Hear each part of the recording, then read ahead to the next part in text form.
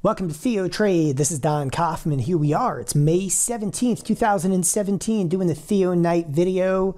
Really, the theme of today's trading session, volatility, right? Is volatility really back over here? What are we seeing right now? Well, S&P's closed down on the trading session, some 37 handles. The Nasdaq ultimately taking it on the chin, almost a 2.5% move. Now, I've been the most critical of the Nasdaq product, and I'll take you into a couple of different charts over here momentarily, but I want to really start with the Nasdaq because, again, I've been the most critical of this product with how many umpteen up days in a row over here. And at this point in the game, if you look at this, what has become to known as like one of the most parabolic moves anybody's ever seen, this is really a straight ascent from the 53.50 level to ultimately 57.27 and giving back obviously 140 of those points today. But you still have to look at this in the broader perspective of things. Like, people look at this and like, wow, behold, volatility. It's 2.5% move. What you should be more afraid of is when you open up a 9-month chart, that's a little bit intimidating because, again, you realize this is nothing more than like, maybe a scrape on the knee. And when you start to open up even a broader time frame here, like a 3-year, you're like, wow, you can barely even see that this is a downtick in terms of this chart. Now, again, I don't want to be too critical, and I don't want to get you into the position that you think, the sky is falling over here. Nevertheless, it's the Nasdaq that simply stands the most to lose. And that's a theme that we've been on. Again, I've been critical of the Nasdaq for a substantial period of time.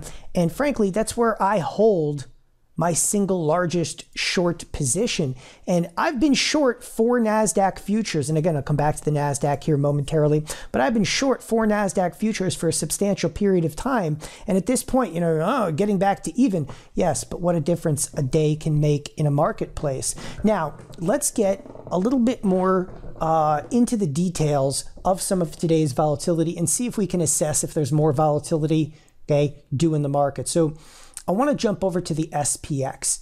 So the SPX, I think, really holds a lot of the keys over here. So inside of the SPX, for those of you unaware, it's the S&P 500. It's an options only product, but on a week-to-week basis, we have been looking at expected moves. Expected move is derived, of course, from the options chains themselves. Now, for those of you that have followed some of these videos, what we do is we will go and we will look, and typically we do this on a Saturday, so bear with me here as I explain this a little bit. You can see the futures here, they're still in heavy motion, even 12 minutes after the cash close. These things are still trading pretty heavy volume, so it ain't over, till they say it's over, and that's volatility. So I'll close up this left side bar for a second and kind of explain this.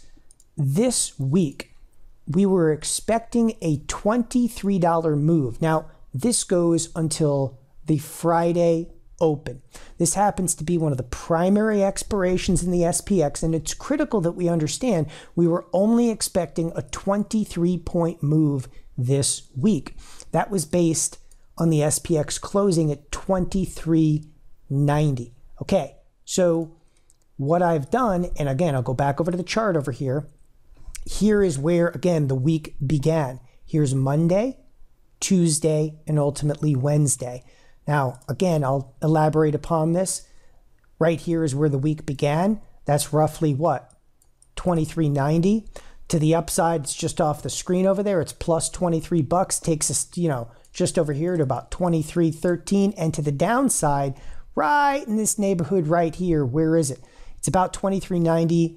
Minus about $23 in that particular case. So where are we looking at? And again, just so we're very, very specific in here, the number comes right into the number in the neighborhood of 23.67 and change. So we're right around 23.67 and change is where this line is actually drawn. Now, why is this so critically important? Because the S&Ps, for the first time, made a significant departure to the downside of an expected move. Now, if I zoom out over here for just a moment, there's only one other place in any recent history that has done this, and it's coming back here to March 21st. And for just a brief and literally fleeting moment, The S&Ps just a few weeks ago looked similar. Today's move has been much more substantial. Today's move is much more serious, okay? This move in the SPX back again on March 21st only breached, okay, the downside of the expected move, again, for moments before ultimately popping back inside of it. Now I'll zoom back out. This has been quite a definitive breach at this point. Now I want to show you something really incredible on an intraday chart. How much weight do these expected moves carry? We're zoomed in right now to a 1-day, 1-minute chart. Here happens to be today's trading session. Now you can see this is, okay, where the week started. That's at 2390. Right down here is the expected move. And again, it's about 23 points lower, right? There it is at 2367. We literally came off today, hit 2367, bounced off of it, hit it again, bounced, hit it again, bounced. When we breached through it, the volume in the S&P futures was phenomenal. But ending up now, okay, considerably below, if you will, this edge of the expected move. When I say puts us in serious peril, I'm not kidding. We have not seen a 3 standard deviation move to the downside in an extremely long period of time. Brexit, once again, Brexit kind of priced in a lot of risk over here. This risk that we're seeing in the last, 20 hours of trade, this has not been priced in. Now, let me show you a few other things. So at this point in the game, if I zoom back out the chart, you got to realize what a 3 deviation move means, okay? And I'll just take you into some very quick and dirty math and why a 3 deviation move, okay? If you look at the expected move, and the expected move is $23, which it ultimately was, and you multiply it by 2, okay, that takes you to 46. That's like a 46-point move, all right? What would be a 3 deviation move over there? It's 23 ultimately times 3. Okay, you guys get it. It's about a 70-point move. The departure then from 2390, take away 70 points, and that would actually take us into the lower 2300 range. Right? You're looking at about 2320 on this week. The reason I immediately jumped to 3 standard deviations is, quite frankly, when we break through a 1 deviation move, okay, what ultimately happens is trading firms dynamically hedge. So as we go down, they're selling and spiraling into it. When we crack through this expected move, they hit the go button because that's when they start really accentuating risk, and they sell hard into it, which often forces not a 2 sigma move, okay, but often forces, okay, a 3 sigma move.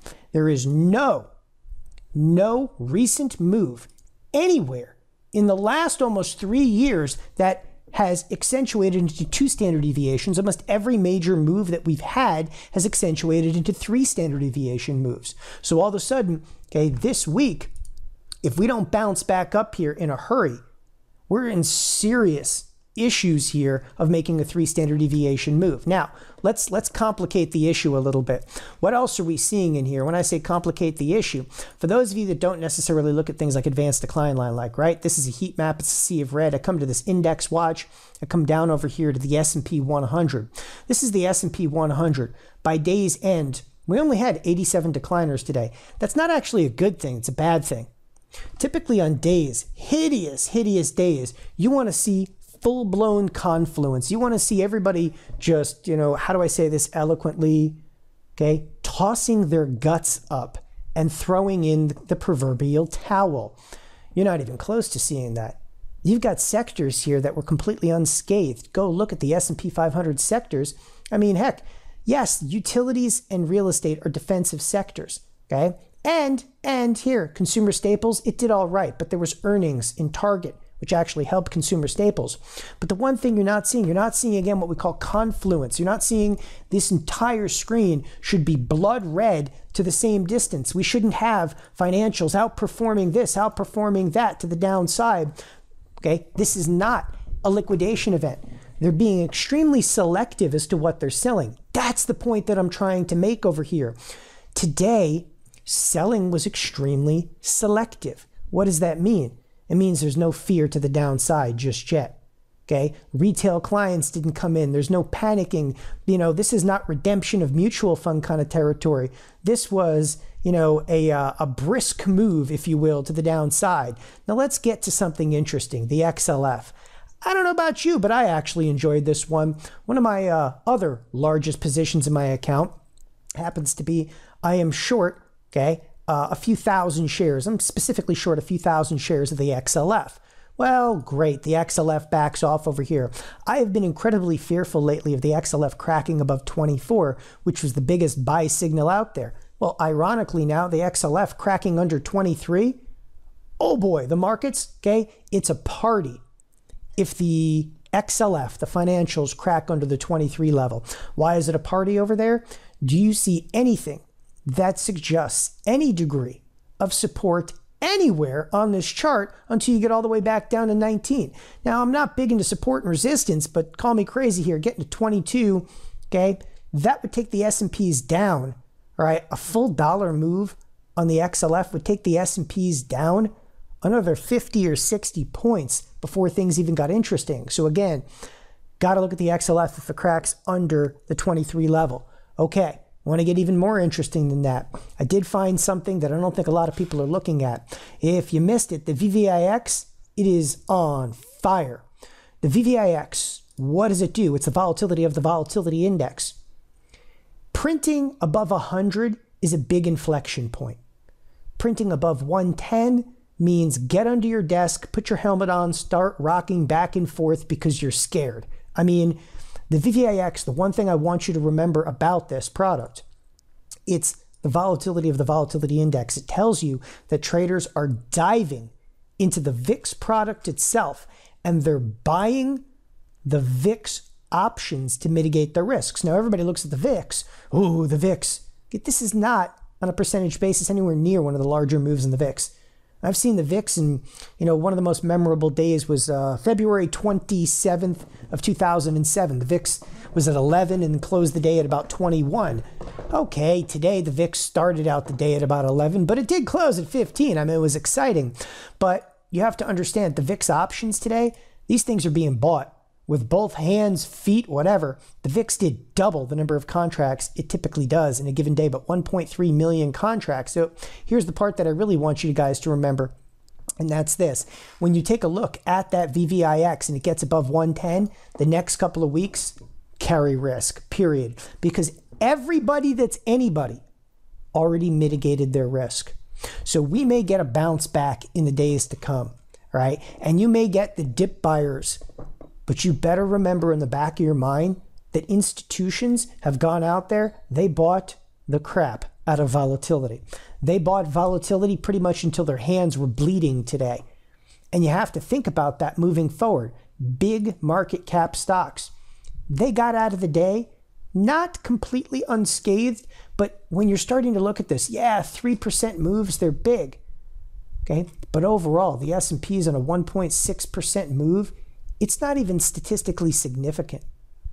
We don't talk about significance until you start getting a 2.5%, 3% move in a major index product.